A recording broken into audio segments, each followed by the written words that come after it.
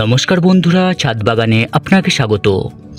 এই গরমের দাবদাহে ছাদ বাগানের টবের গোলাপ গাছগুলোকে সুস্থ রাখা এবং ভালো রাখা খুবই চ্যালেঞ্জিং ব্যাপার।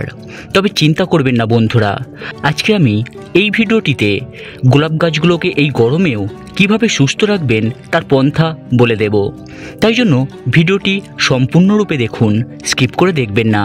আমি ধাপে ধাপে আপনাদের টিপসগুলো দিতে থাকব, মন দিয়ে ভালো করে ভিডিওটি দেখে নিন। এই তীব্র গরমে গোলাপ গাছের সবথেকে বড় সমস্যা হলো এই তাপে গোলাপ গাছের পাতাগুলো পুড়ে যাওয়া এবং হলুদ হয়ে যাওয়া। এছাড়াও ফুল কুঁড়ি ঝরে যাওয়া, শিকড়ের নানান সমস্যা হওয়া এবং পোকামাকড়ের নানান সমস্যা হওয়া, গাছ পুড়ে গিয়ে শুকিয়ে গিয়ে একেবারে মরে যাওয়া। এই সমস্ত সমস্যাগুলো এই গরমের গোলাপ গাছে ব্যাপক দেখা যায়। তাই জন্য বন্ধুরা, চিন্তা করার কোনো কারণ নেই। আজকে আমি এই সমস্ত সমস্যার সমাধান এক্ষুনি আপনাদেরকে জানিয়ে দিচ্ছি। তবে যদি ঠিকঠাকভাবে যত্ন নেওয়া যায় তাহলেও কিন্তু এই গরমের দাবদাহকে এড়িয়ে গিয়েও গোলাপ গাছকে সুস্থ রাখা যায় এবং অনেক ফুল কুঁড়িও আনা যায়। তাহলে দেখতে থাকুন সম্পূর্ণ ভিডিওটি। দেখুন, গোলাপ গাছ রোদ পছন্দ করে, তা বলে এই গরমের 38 থেকে 40 ডিগ্রি তাপমাত্রার যে গরমের রোদ, এটা কিন্তু একদমই পছন্দ করে না। তাই জন্য সকালে মৃদু রোদ লাগে এই রকম জায়গায় আপনার গোলাপ গাছগুলোকে রাখুন, এবং যে দুপুরের তীব্র গরমের রোদ হয় সেই রোদ থেকে আপনার গোলাপ গাছগুলোকে সরিয়ে রাখুন। এবং অতিরিক্ত গরমে মধ্য দুপুরে একদমই গাছের গোড়ায় জল দেবেন না। এতে কি হয়, গাছ শক হয়ে যায় এবং গাছ সেই শক পেয়ে গোড়া আক্রান্ত হয়, গাছের পাতা ঝিমিয়ে যেতে পারে। এই গরমে গোলাপ গাছের মাটিতে জলের প্রয়োজন মতো জল দিন এবং জলের অভাব বুঝেই কিন্তু দুবেলা সকাল এবং সন্ধেই আপনারা গাছটিকে সুন্দর করে জলে ভিজিয়ে দিন।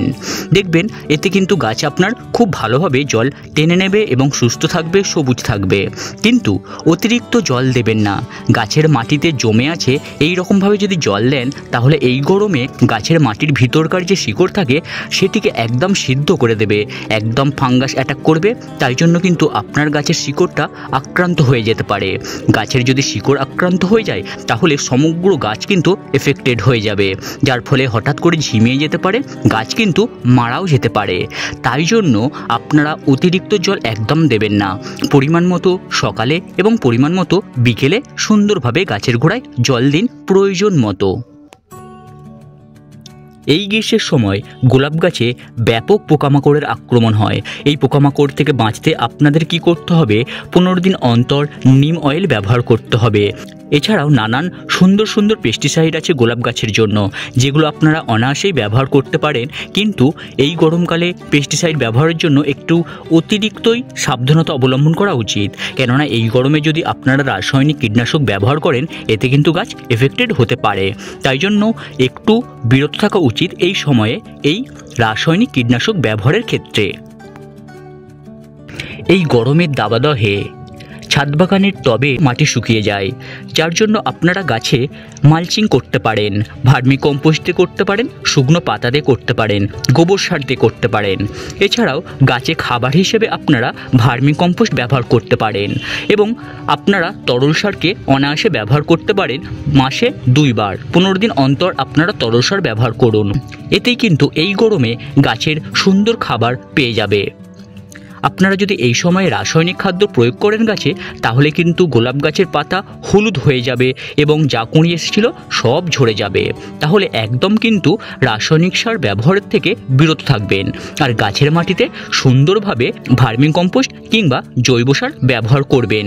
তাহলেই দেখবেন আপনার গাছের মাটি উর্বর থাকবে, সুন্দর থাকবে এবং অতিরিক্ত মাটি শুকনো হয়ে যাবে না।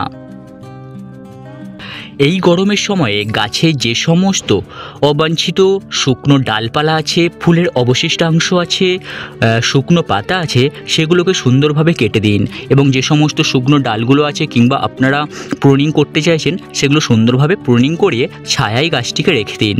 এতে দেখবেন গাছ খুব সুস্থ থাকছে এবং এই গরমের তাপও সহ্য করে সুন্দর সুন্দর পাতা বের করছে এবং কুঁড়ি আসছে, ফুলও ভরে যাবে আপনার গাছে। গোলাপ গাছকে সুস্থ রাখার আরও 2-4টি কথা আপনাদেরকে জানিয়ে দিই। দেখুন, এই গ্রীষ্মকালে যেকালে এত তাপ, তাহলে আপনাদেরকে গাছকে একটু এক্সট্রা কেয়ার করতে হবে, যার জন্যই কিন্তু গাছ আপনাদেরকে ফুল দেবে এবং সুস্থ থাকবে, সবুজ থাকবে। আপনাদের সকালবেলা উঠেই গাছকে সুন্দরভাবে স্নান করিয়ে দিতে হবে ঠান্ডা জলে, এবং বিকেলবেলা কি করতে হবে, সুন্দরভাবে ঠান্ডা জলে স্নান করিয়ে দিতে হবে। এতে যে এই গরমের তাপমাত্রাটা গাছ গ্রহণ করেছিল নিজের শরীরে, জল দিয়ে স্নান করিয়ে দেওয়ার পরে কিন্তু তা রিডিউস করে দেবে শরীর থেকে।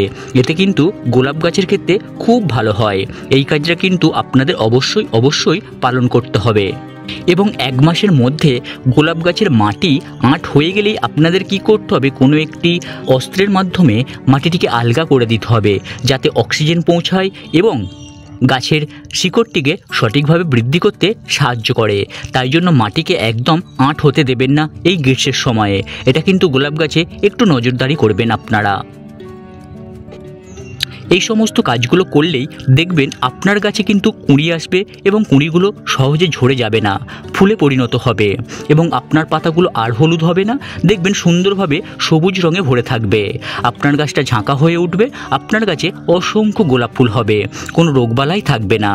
তাহলে বন্ধুরা, এই গ্রীষ্মকালেও গাছে অনেক ফুল ফোটানো সম্ভব, গাছকে সুস্থ রাখাও সম্ভব, সবুজ সতেজ রাখাও সম্ভব।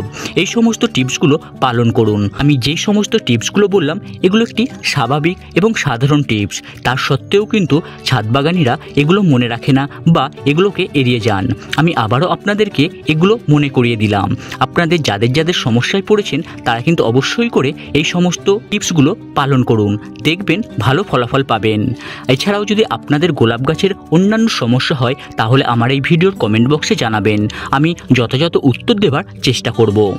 তাহলে বন্ধুরা, আজকের ভিডিওটি আমি এখানেই শেষ করলাম। গ্রীষ্মকালের ছাদ বাগানে কিভাবে টবের মাটিতে গোলাপ গাছকে ভালো করে রাখা যায়, সুস্থভাবে রাখা যায়, তারই আমি ছোট্ট টিপস দিলাম আপনাদেরকে। আপনাদের এই ভিডিওটি যদি একটু হলেও ভালো লেগে থাকে তাহলে লাইক, কমেন্ট ও শেয়ার করে আমার পাশে থাকবেন এবং ছাদ বাগানি বন্ধুদের সাথে শেয়ার করবেন। আর শেষমেশ একটি কথাই আপনাদেরকে জানাবো, আমার এই ছোট্ট ইউটিউব চ্যানেলটিকে সাবস্ক্রাইব করে আমার পাশে থাকবেন। আর এতক্ষণ ধরে আপনাদের মূল্যবান সময় নিয়ে আমার এই ছোট্ট ভিডিওটি দেখার জন্য আপনাদেরকে অসংখ্য ধন্যবাদ।